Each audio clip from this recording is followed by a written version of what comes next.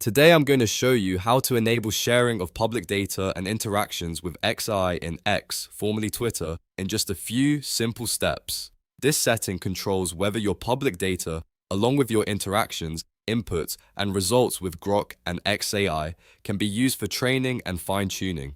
If you want to help support the platform's AI improvements, or you simply want to make sure this option is turned on, this walkthrough will show you exactly where to find it. Before we begin, if this tutorial helps you out, please take a second to hit the like button and subscribe for more quick and easy tech tutorials just like this one. It really helps the channel and it makes sure you don't miss the next guide. Alright, let's get started. First, open X and look at the left navigation bar. You'll want to click on More. This opens up the full menu with additional account and app options. Once that menu appears, click Settings and Privacy.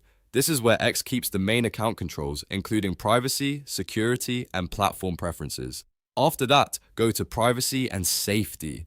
This section contains the settings related to what data is shared, how your account behaves, and what kind of interactions are allowed across the platform. Now look for Grok and third-party collaborators and click on it. This is the area specifically related to Grok and XAI data permissions. Inside this menu, you'll see the option that controls whether your public data and your interactions, inputs, and results with Grok and XAI can be used for training and fine-tuning. To turn it on, simply toggle the setting that says allow your public data as well as your interactions, inputs, and results with Grok and XAI to be used for training and fine-tuning. Once the switch is enabled, the setting is active, and your account will now allow this data usage according to X's policy.